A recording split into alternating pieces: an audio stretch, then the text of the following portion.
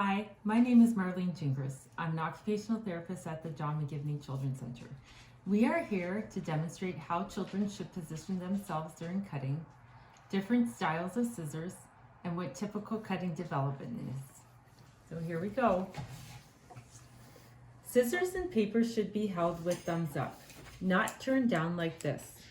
Keeping thumbs up allows for easier movement and control. Elbows should be kept close to the body, not sticking out like wings. If children are having difficulty picking up scissors, you can use a stencil on the table to help. Ask your occupational therapist for a copy of the stencil. Lay the stencil on the table. The child would lay the scissors to match on the outline. It makes it easier for them to grasp the scissors in the correct position. There are two movements needed to use scissors: squeezing closed and pulling open. The paper holding hand needs to shift along the paper in order to turn it while cutting. So we can cut this circle here.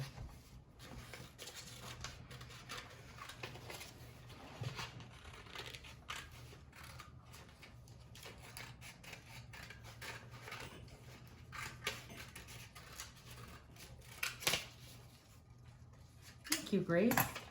If children are having difficulty opening scissors, there are scissors that help by springing open. These are called springback scissors. This style has the usual finger holes but can be set to help spring back open. There's also a style called loop scissors and can be easier for children who have difficulty placing their fingers into the usual scissor finger holes. A left-handed child might need left-handed scissors. These scissors are designed with the blades on the opposite side from right-handed scissors. That way, when the child is closing the blades, they squeeze together rather than pushing apart. And finally, there are scissors for children to use if they can only use the palm of their hand to push the lever. In general, start children off with thicker, smaller paper, which is easier to control. As their skills improve, begin using thinner and larger paper that may be floppy. In general, start with smaller pieces of paper and wide cutting lines.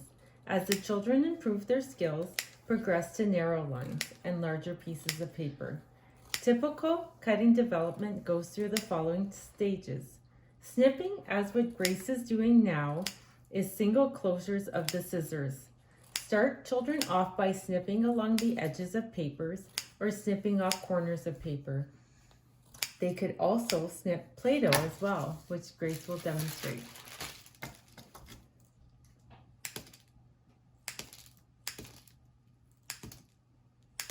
Thank you, Grace.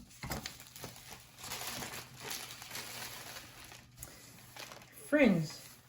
Cutting a fringe is single cuts on a line along the edge of a paper. Draw short, wide lines about the length of the scissors for them to target.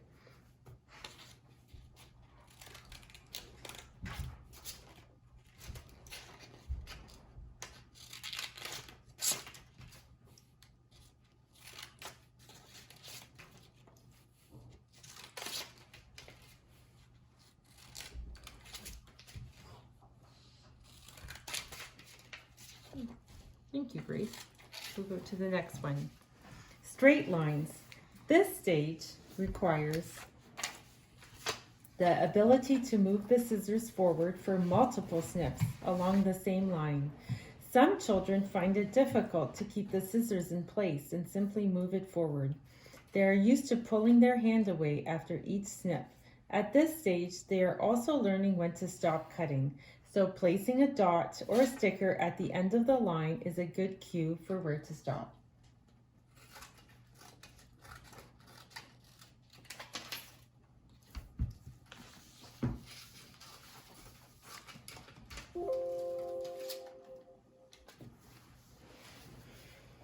Cutting corners.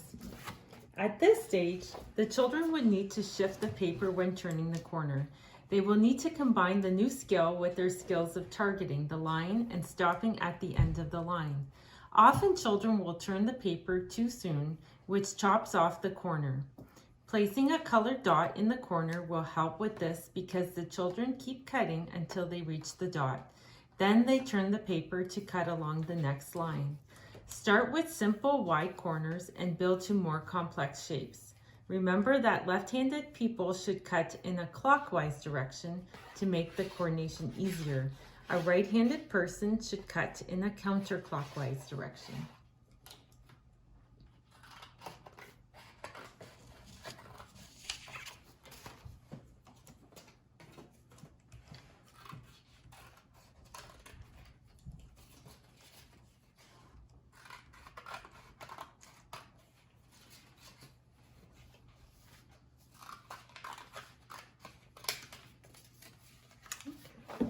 And the last one is cutting curves. At this stage, the children will need to continuously shift the paper while remaining along the cutting line. Starting the gentle curves and wide cutting lines will help with this skill. Progress to sharper curves and narrow lines as the skills improve. Remember to turn the paper and keep the elbows close so they don't chase the line with the scissors. Again, left-handed people should cut in clockwise direction and right-handed people should cut in a counterclockwise direction.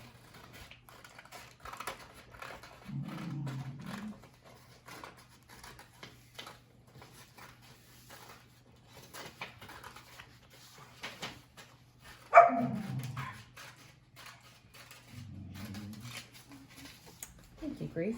You're welcome. So once the children have these basic skills, you can begin to challenge them with larger paper, narrow lines, and complex shapes.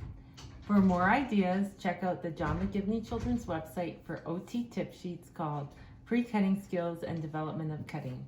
These activity suggestions will build on hand strength for scissor use. Thank you for watching.